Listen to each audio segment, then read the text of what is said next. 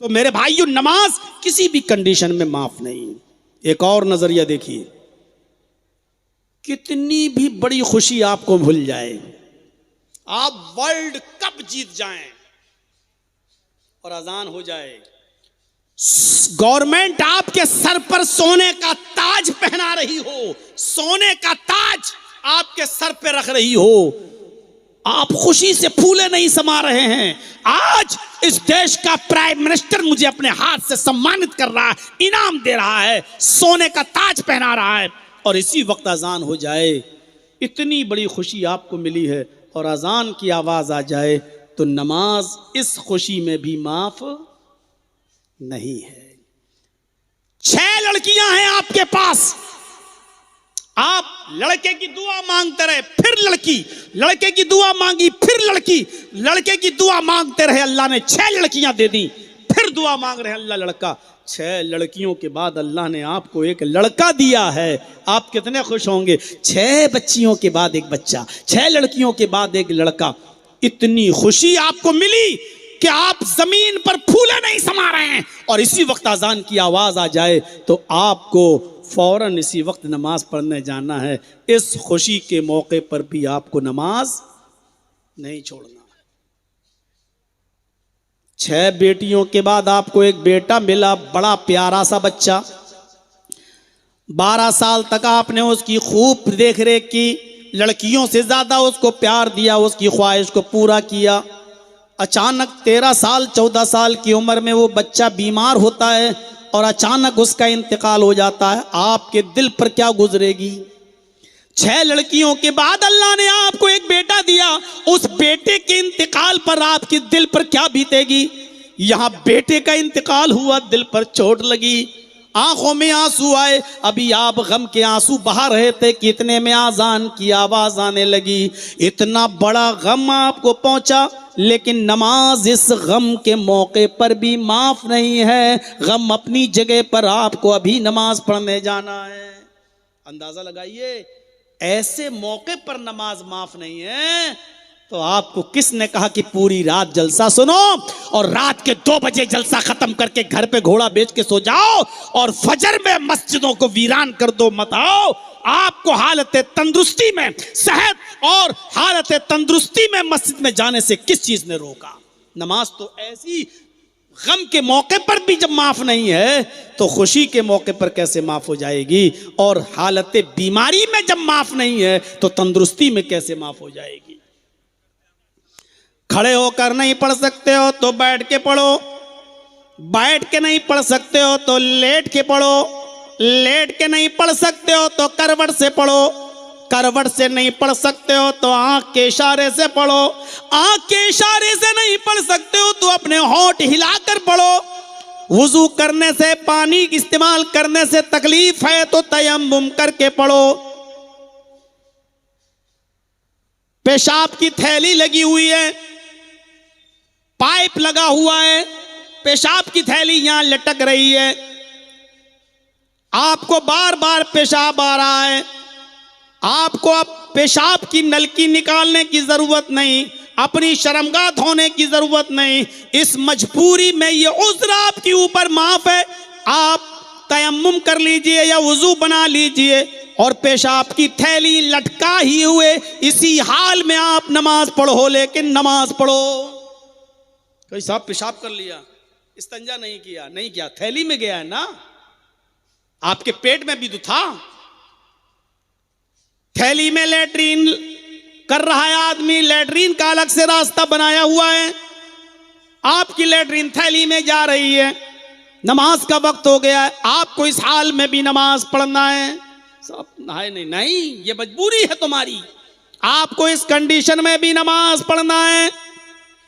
लेकिन नमाज पढ़ना है, आपको रात में सोते वक्त आप नापाक हो गए, रात में सोते वक्त आप नापाक हो गए, या आपने अपनी बीवी से हम बिस्तरी की और आप जुम्बी हो गए, सुबह फजर की अजान का वक्त है, पानी आपको नहीं मिल रहा है, दूर तक भी पानी का पता नहीं, आपके घर में भी पानी नहीं, यहां आप एक तो पानी नहीं और दूसरा ये कि आप अपनी बीवी से भी मिले हैं या आपको एहतलाम हो गया है, आप जुम्बी हैं, आप नापाक हैं, आपने अपने आप तो कुछ नहीं किया है, लेकिन ऐसी कंडीशन में भी आपको नमाज पढ़ना है, आपको वुजू वाला तयम्मुम करना पड़ेगा, पाक मिट्टी पर हाथ मारना पड़ेगा, उसको फूंकना पड़ेगा, चेहरे पे मलना पड़ेगा, दायां हाथ बाएं हाथ पर और बायां हाथ दाएं हाथ पर फेरना पड़ेगा, और इसके बाद आपको नमाज पढ़ना पड़ेगा। इस कंडीशन में भी नमाज पढ़ना पड़ेगी, नमाज माफ नहीं है।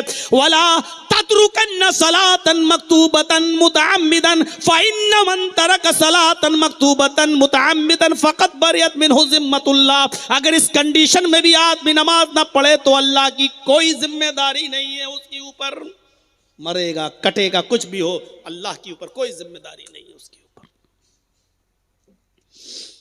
आपका बेटा बीमार है, एम्बुलेंस आ रही है लेने के लिए, इधर आजान की आवाज आ रही है, इधर आजान की आवाज आ रही है, ऐसी कंडीशन में आप वुजू बनाइए जल्दी से अपने घर पे।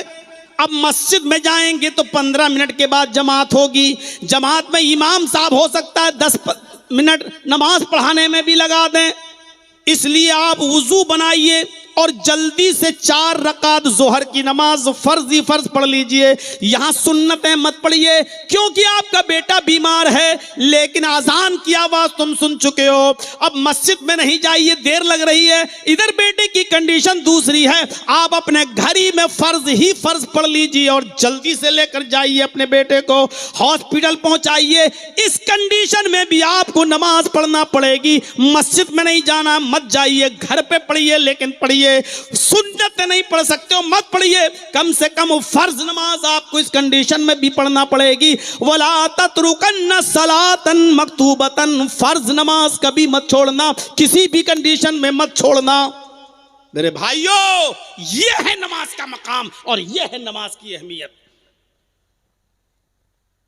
और चौथी चीज, वला तशरबन्न खमरन फइन्नहु रासु कुल्लि फाहिशतिन, शराब कभी मत पीना,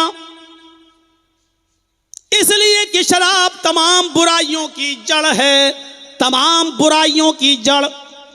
अल्लाह के नबी सल्लल्लाहु अलैहि वसल्लम ने फरमाया, मेरी उम्मत पर भी वो जमाना आ जाएगा जो बनी इसराइल पर आया था,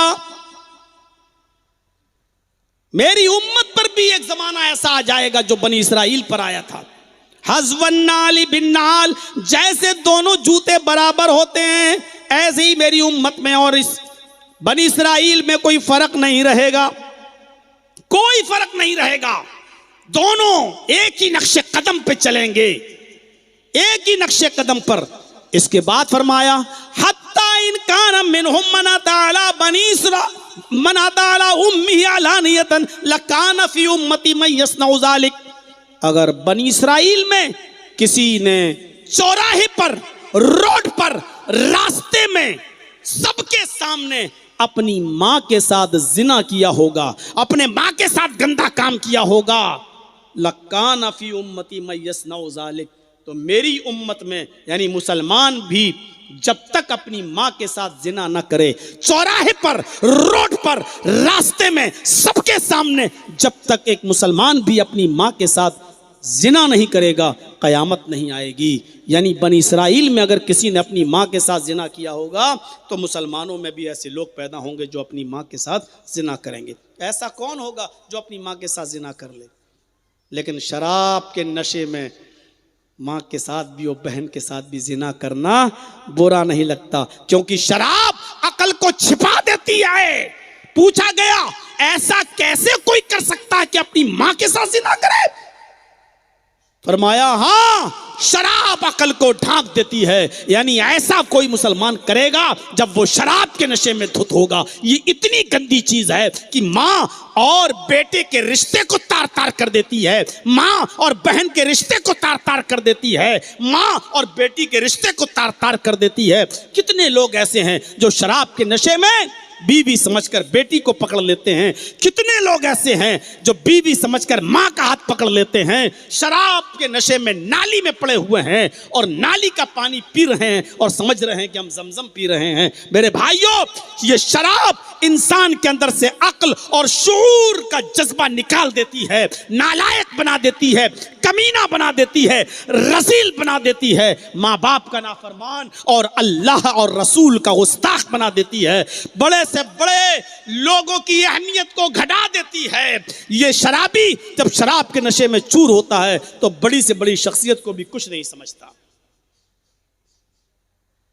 दिल्ली में एक शराबी धुत पड़ा था और गाड़ियां गुजर रही थी लाइट वाली, पुलिस वाले देख, अरे ये मोदी आने वाले हैं और ये कमीना यहाँ, और उसको डंडों से मार रहे थे। तो उसको तो तकलीफ ही नहीं हो रही थी, खड़े होके बोला क्यों मार रहे हो?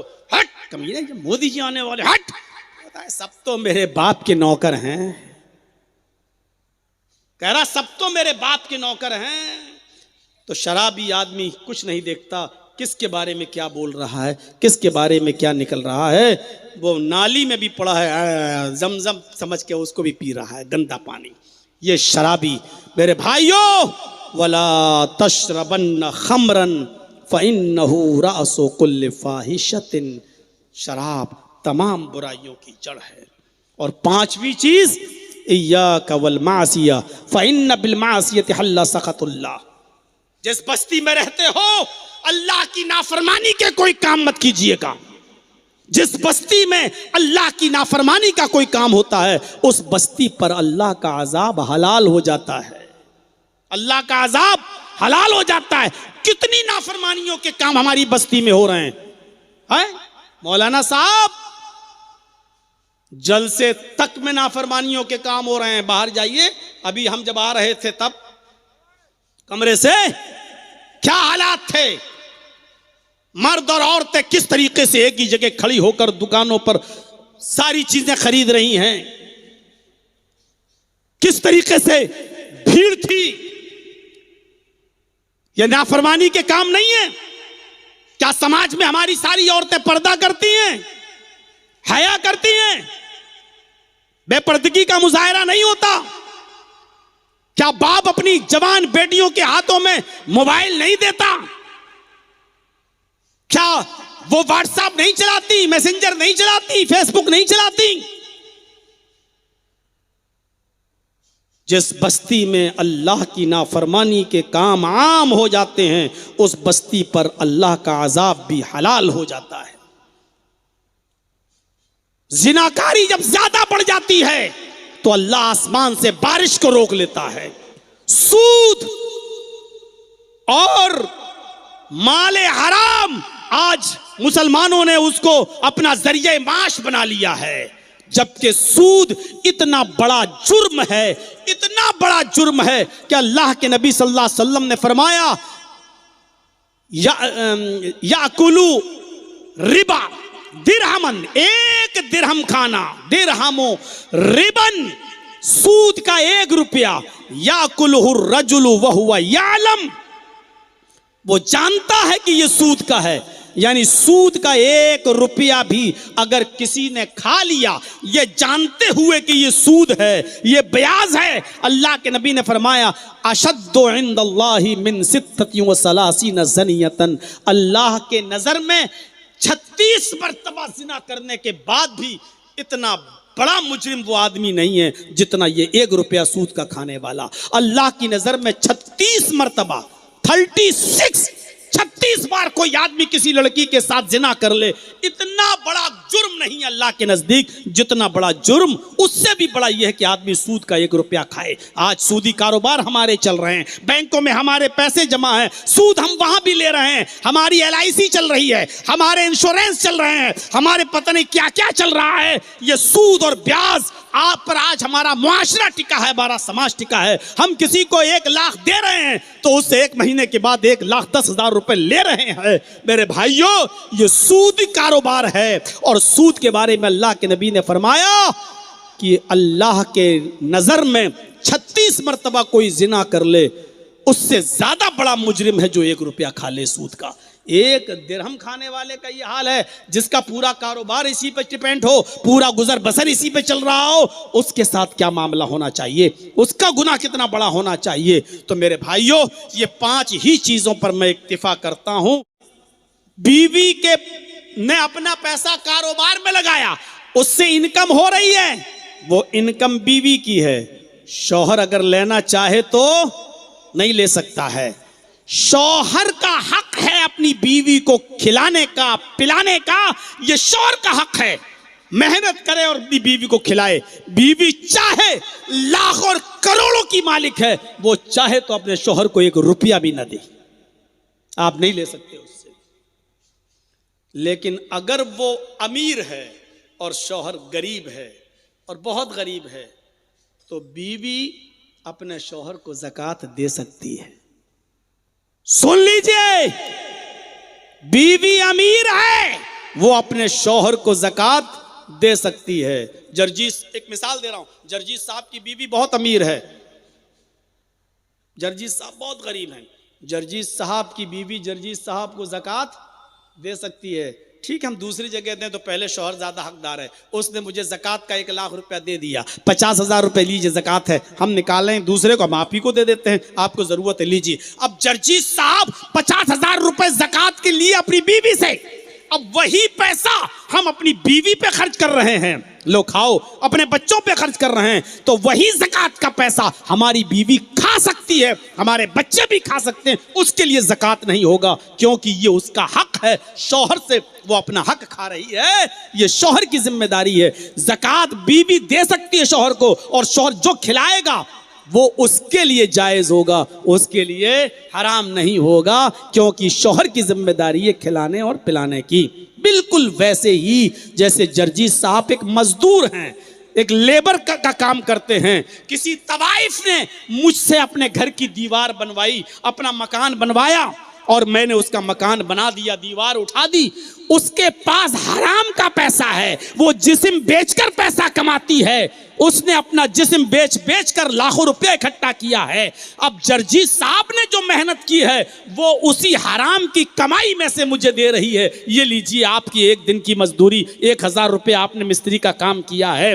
उसके पास हराम का पैसा है, उसने जो कमाया वो हराम का है, लेकिन उसने जो पैसा जर्जीस को दिया है, जर्जीस उस पैसे को खा सकता है, इस्तेमाल कर सकता है। वो पैसा जर्जीस के लिए हराम नहीं है, क्योंकि जर्जीस ने मेहनत की है, उसका मकान बनाया है, उसकी दीवार खड़ी की है, वो पैसा उसके लिए हराम होगा, मेरे लिए हराम नहीं होगा। इन मसलों को याद रखिएगा मेरे प्यारे साथियों। माँ बाप की नाफरमानी कभी भी किसी भी कंडीशन में नहीं करना है, क्योंकि बेटे का माल उसके बाप का है। बाप जितना मांगना चाहे मांग सकता है, और बेटे को देना पड़ेगा।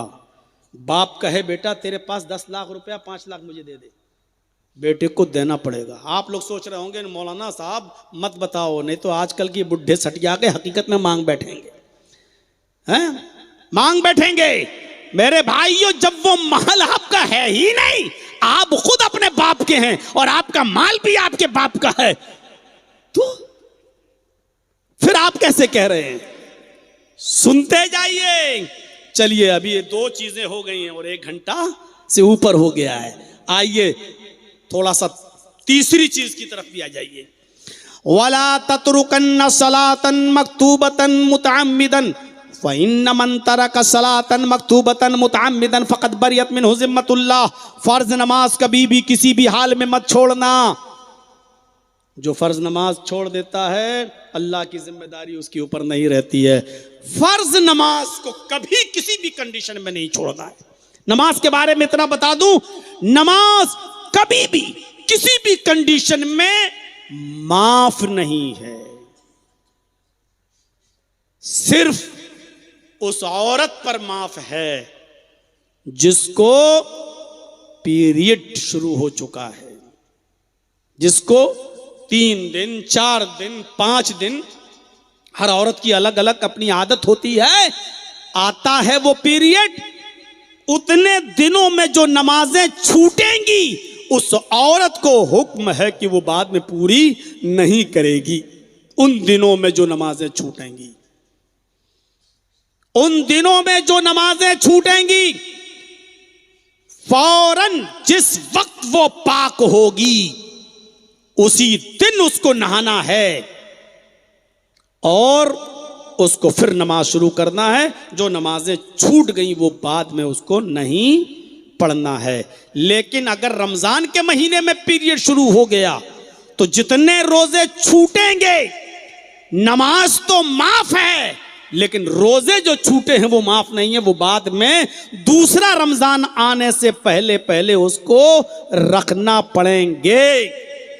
ये लड़कियों को मालूम होता है, माँ है, बेटियों को मालूम होता है। जैसे मेरी माँ नमाज नहीं पढ़ रही है तो बेटी को मालूम है कि माँ नमाज नहीं पढ़ रही, इसका मतलब माँ को पीरियड शुरू हो गया। अब माँ के 4 रोजे छूट गए या 5 रोजे छूट गए, बेटी को मालूम है कि 5 रोजे छूट गए, लेकिन दूसरा रमजान आने से पहले वो छूटे हुए रोजे माँ ने नहीं रखे, लेकिन बेटी को मालूम है और माँ का इंतकाल हो गया, तो वो 5 या 4 जो छूटे हुए रोजे हैं वो उस बेटी को रखना पड़ेंगे या उसके बेटे को रखना पड़ेंगे या उसके शौहर को रखना पड़ेंगे, क्योंकि वो उस औरत पर फर्ज थे जो छूट गए और दूसरा रमजान आने से पहले पहले वो नहीं रख सकी, उससे पहले वो इंतकाल कर गई। तो ये छूटे हुए रोजों की कज़ा करना पड़ेगी उसके शौहर को, उसके बेटे को या उसके घर में जो भी करीबी हो, बेटी वगैरह, उसको वो रोजे रखना पड़ेंगे छूटे हुए।